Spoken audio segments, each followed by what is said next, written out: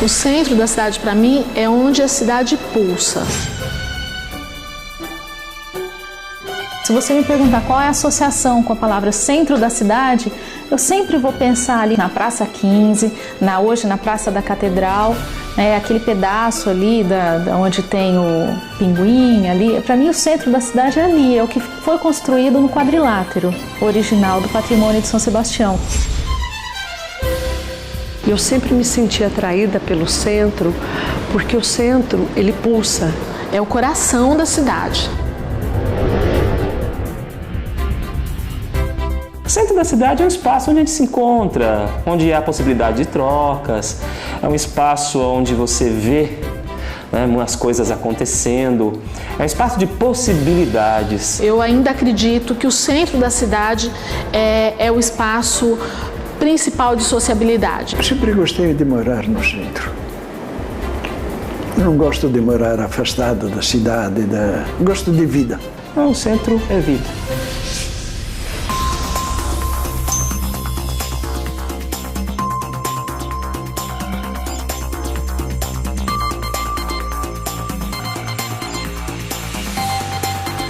A história de um lugar está na linha do tempo e segue em movimento, influenciada pelos acontecimentos do mundo.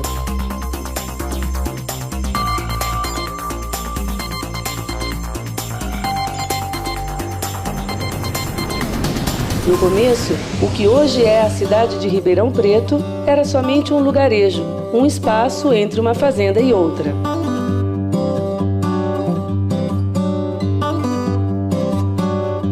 O centro é o coração da cidade, é onde começaram toda a história da cidade. Cada cidade tem a sua peculiaridade, mas a maioria começa com a igreja, com o comércio na circunvizinha da igreja. E tudo acontece, é o pulmão de todas as relações da sociedade, acontece nesse centro. Tradicionalmente, a origem de nossas cidades no Brasil se faz a partir da construção de uma capela, né? Mas é interessante perceber que algumas capelas, elas provocam um povoamento no seu arredor e se transformam em arraiais, depois vilas e cidades. Em outras não acontece isso.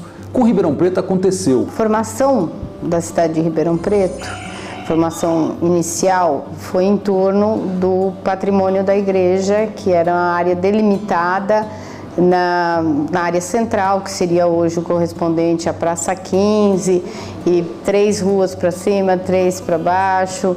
Esse seria o patrimônio da igreja, do patrimônio de São Sebastião. Ou seja, você tem a construção de uma capela e ao redor dela é que se fez o arruamento inicial da cidade, é que as pessoas construíram suas casas, construíram casas de comércio, armazéns, etc. Até 1900, o centro da cidade ainda era muito precário, né? As ruas não eram calçadas, né? Você não tinha ainda a Praça 15 você tinha um espaço do que seria a Praça 15, mas ela ainda não era arborizada, ela não tinha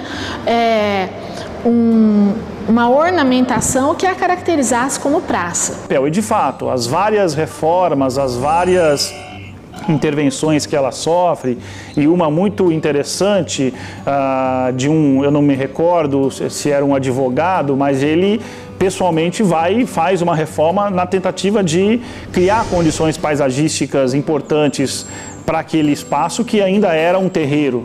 Então, se a gente imaginar a cidade dentro de uma delimitação dos rios, delimitada pelos rios, o rio o córrego do Retiro, o córrego Ribeirão Preto, que aí já forma um ângulo reto onde o patrimônio da igreja estava dentro dessa confluência desses 2 rios, que hoje é a Francisco Junqueira e a Jerônimo Gonçalves. Que de certa forma eu acho que ainda hoje tem um pouco essa marcação, né? Tudo que está dentro da área entre rios ou intra-rios é muito melhor desenvolvida, do ponto de vista dos equipamentos, ela é sempre, né? Ainda que hoje tenha um processo de expansão das melhorias da mesma forma, mas certamente a área central tem um papel e uma importância ainda muito grande para Ribeirão Preto. Foi o café, já em meados do século XIX, que definiu os contornos da cidade.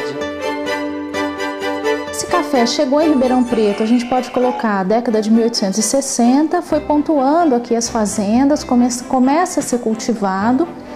E isso foi possibilitado, entre outras coisas, pela chegada da ferrovia, né, em Campinas principalmente, porque o café ele podia ser produzido para ser viável economicamente até 200 quilômetros do último ponto de ferrovia.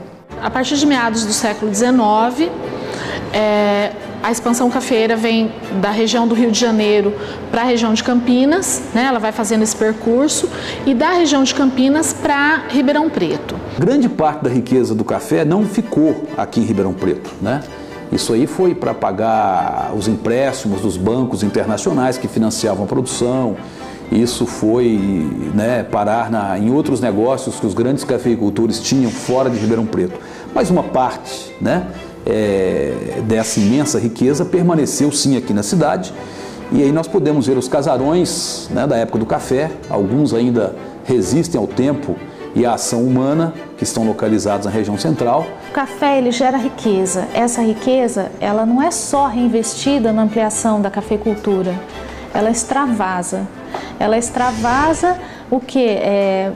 A gente tem, no caso dos cafeicultores, uma necessidade de diversificar investimentos. O comércio é importante nesse processo porque está relacionado àquela questão das sociabilidades dessa população, né?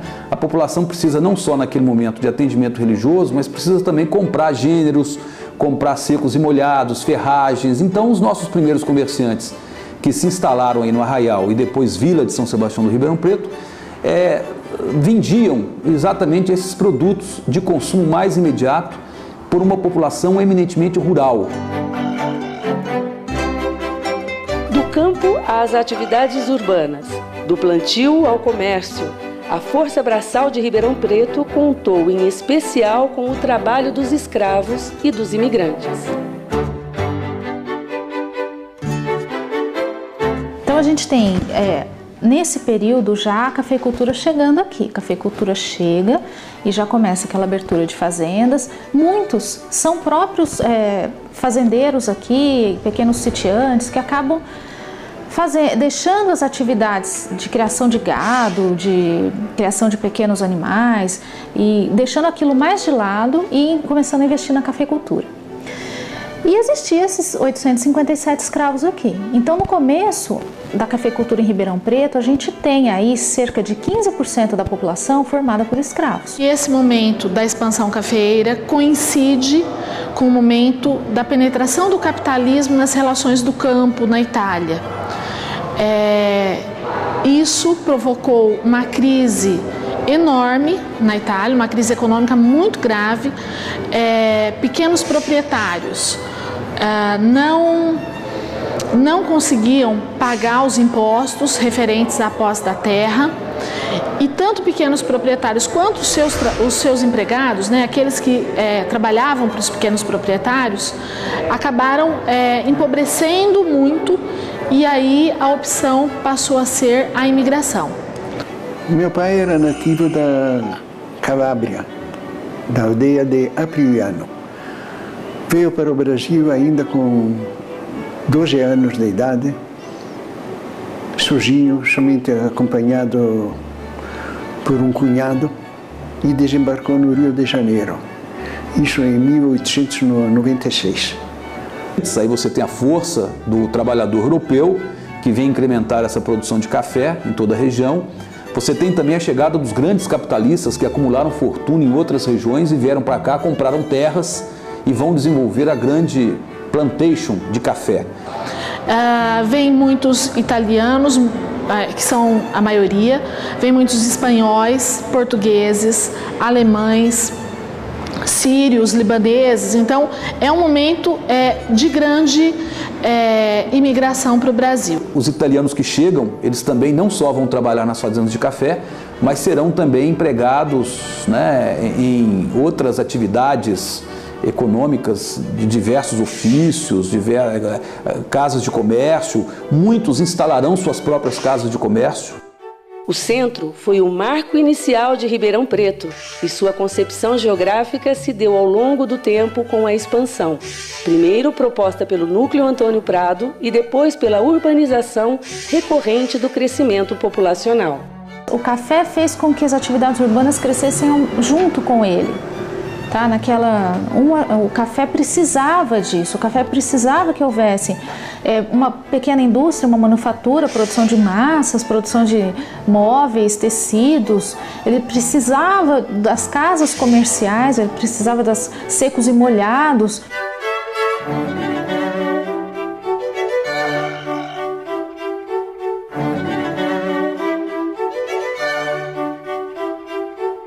A Companhia Mogiana ajudou a expandir os cafezais, que fortaleceram as relações comerciais e estabeleceram novos espaços, como o da Rua José Bonifácio, por exemplo.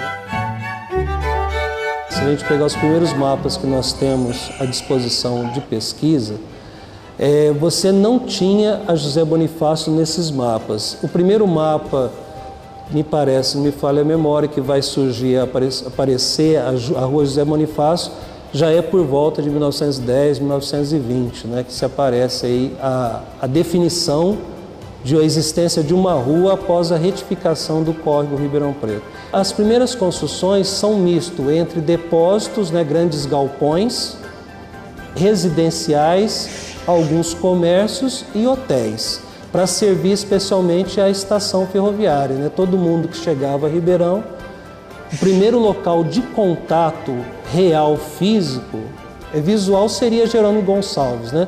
Mais físico seria José Bonifácio, seria o porto seguro para as pessoas que chegavam em Ribeirão Preto. Quando eles entram na cidade, eles se deparam com aquelas barraquinhas de ambulante e eles começam a achar a cidade feia. Então, há necessidade de ocorrer uma limpeza. Como que é feita essa limpeza? Constrói-se o mercado municipal para pegar esses ambulantes, para que eles levem as suas barraquinhas para dentro do mercado municipal. E a partir desse momento, a cidade passa a ter uma aparência melhor para receber esse pessoal que chega. O mercado de Ribeirão Preto, ele foi inaugurado em 1900. Eu vim ser empregado de Francisco Massaro, que está no mercado desde 1926. Então, o mercado, na inauguração dele, pelo tamanho, seria hoje muito maior do que um shopping. Porque na época, todas as compras e vendas, eles eram centralizados no mercado. Inclusive, próximo de ferrovia, estação rodoviária, estava tudo anexo. De acordo com a época, até que era um mercado bom. Esses ambulantes que foram para o mercado municipal comercializavam basicamente produtos de primeira necessidade. E muitas coisas que nós encontramos hoje no mercado municipal eram produtos que eram comercializados desde o início do mercado. Por exemplo, frutas, fumo de rolo, arroz, feijão, cebola, alho, né? Ovos, queijo, leite, manteiga. Na época, a elite não frequentava o mercado municipal. Por quê? Porque eles estavam limpando a cidade. Então, eles vão a um ambiente que eles não consideram limpo. Então, eles não frequentavam. Quem comprava mercadorias lá dentro? Basicamente, quem morava ali na região e outros trabalhadores que também necessitavam dos produtos comercializados dentro do mercado municipal. Eu acredito que a José Bonifácio ela tem condição de demonstrar, a partir tanto de documentação em cartórios, em transmissão dos bens através de heranças e através de vendas, como também através da sua arquitetura hoje, o melhor conjunto representativo da época do nascimento da cidade de Ribeirão Preto. Não digo o nascimento no metade do século XIX para o seu final, mas sim do final do XIX, de 1890, 1910, 1920, é o maior conjunto de edificações que você tem para representar a história de Ribeirão Preto. O mercado municipal tem assim, uma grande memória, tanto arquitetônica, quanto na questão histórica de Ribeirão Preto. Ele faz um resgate a um período histórico da cidade, assim como ele tem a obra do Bassano Vaccarini, que está lá na arquitetura.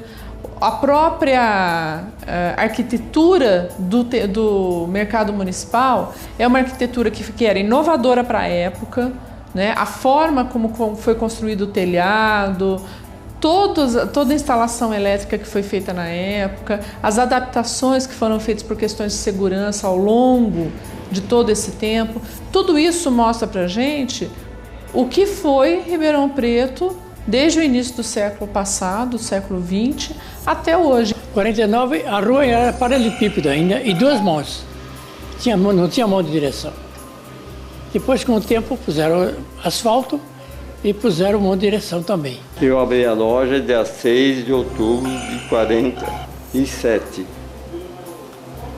Era loja, mas o forte era concerto. Mas como meu irmão me deu um dinheiro de presente, então já abri loja para vender rádios, vender peças. Eu comecei com uma lojinha pequenininha, instalando antenas, fazendo serviços pequenos de concerto de televisão, de televisão não, de rádio. Naquele tempo nem televisão não tinha ainda. Então as lojas já existiam praticamente o mesmo número, mas era bar, eram outras coisas. Não tem nenhum vivo. O único comerciante vivo daquela época sou eu. Os outros todos já estão lá na pracinha me esperando. Aqui eu lembro bastante Bom, meus vizinhos aqui, tem os Orzenon, tem os Deloiagnos, tinha uma loja muito grande que tinha 18 portas aqui de atacadista, tinha uma sorveteria também, sorveteria do Carmo, e diversos estabelecimentos que tinha aqui em volta. Colonos daquela época que me compraram o rádio, me vê na rua, me chamam, tem alguns que entram aqui e fazem gozação. Fala pro Chico que o rádio parou, o rádio que ele me vendeu não presta, não sei o que, chateio ainda até hoje, 60 anos depois. E eu sei que com isso a vida passou, eu não vi passar, eu estava indo muito bem. Você virava na Visconde Rio Branco, no meio do quarteirão da José Bonifácio, era a União Geral dos Trabalhadores, onde haviam aqueles bailes tradicionais, também muito frequentado mais pela raça negra, que frequentava mais esse baile. Havia festas ali na UGT e havia uma pré-escola também, mas eu não frequentei a pré-escola. Esse prédio, então, estava na mão do Clube José do Patrocínio, que foi entregue a eles, esse prédio foi entregue a eles pelos interventores no golpe civil-militar de 64 e ficou em propriedade dessa instituição, dessa entidade, até 2004. Eu comecei a frequentar o UGT junto com meu pai. O papai já frequentava um pouco antes, mas eu com 14 anos, bem antes, o meu pai levava tanto eu quanto meu irmão, para todas as atividades políticas que ele fazia. Esse prédio tem importância no sentido de que resgata essa história dos trabalhadores e também por ele ser um símbolo, né, dessa luta dos trabalhadores. A gente vê que a maioria dos patrimônios históricos da cidade são símbolos do capital, digamos assim, não é? Da elite, do café, são os casarões, as casas, né, os teatros, né? E esse prédio aqui da União Geral dos Trabalhadores é um patrimônio dos trabalhadores, da classe operária, né? Simboliza muito isso. Quando a gente passava por aqui, tinha a Antártica, né? Lá, Paulista de cá, e como a gente andava aqui na José Bonifácio, se pegasse o horário de turno, eles estavam todos sentados aqui na José Bonifácio, sentado nesse paredão aí, nesse muro da Paulista, né? Que era a Companhia Paulista de Bibilho. As pessoas começaram a trocar o comportamento rural por urbano e novas medidas de higienização foram sendo implantadas. Costumes e modelos de gestão europeus interferiram cada vez mais na condução pública da cidade. A economia cafeira ela favorece a urbanização. E que urbanização é essa? É uma urbanização aos moldes europeus. Essa elite que foi se instalando aqui na cidade, que foi investindo em produção cafeeira, mas e ao mesmo tempo, né, a influência de todos esses grupos que migraram para cá, ela coincide com um período chamado Belle Époque na Europa e que também coincide com uma ideia muito higienista, né? Quer dizer, uma necessidade de se limpar as cidades. Entende-se por modos europeus uma preocupação muito latente em levar em consideração o modelo haussmanniano de cidade. O modelo haussmanniano de cidade, ele previa um controle do espaço urbano segundo uma preocupação com a engenharia desse lugar. Esse lugar, o espaço urbano, ele deveria favorecer a circulação das pessoas, a circulação de veículos, então daí ruas largas, passeios públicos que proporcionassem às pessoas caminhar pela cidade e admirar as casas. As casas se tornam objeto, aliás, de admiração, é um fenômeno novo na história da humanidade que vai ser transposto aqui para as cidades da região, Ribeirão Preto em particular. Começa a se dedicar a um paisagismo das casas. Então tem essa busca por urbanização, mas no sentido de embelezamento. Esse novo modelo de cidade, baseada no padrão haussmanniano, ele também vai apresentar uma preocupação com a saúde pública. Nesse contexto de limpar as cidades, de transformar as cidades, de preferência na Paris local, é que foram se construindo então redes de esgoto, foi se pensando nas praças, no calçamento das ruas, não é? E isso, de certa maneira, acaba motivando a saída de hospital, de cemitério, colocar longe. A partir dos preceitos sanitários, que são muito importantes nessa época, é preciso recordar que o primeiro cemitério da cidade, ele foi na Praça 15 de Novembro, então tem toda uma preocupação médico-sanitária com a implantação desse tipo de equipamento urbano. Em nome dessa higienização, dessa limpeza, a gente vai perceber que nesse período, os cemitérios que ficavam próximos às igrejas passam a ser cemitérios públicos depois da República, né, da proclamação da República, e eles vão ficar em locais distantes do centro da cidade. O desejo de viver em uma cidade semelhante às modernas metrópoles europeias levava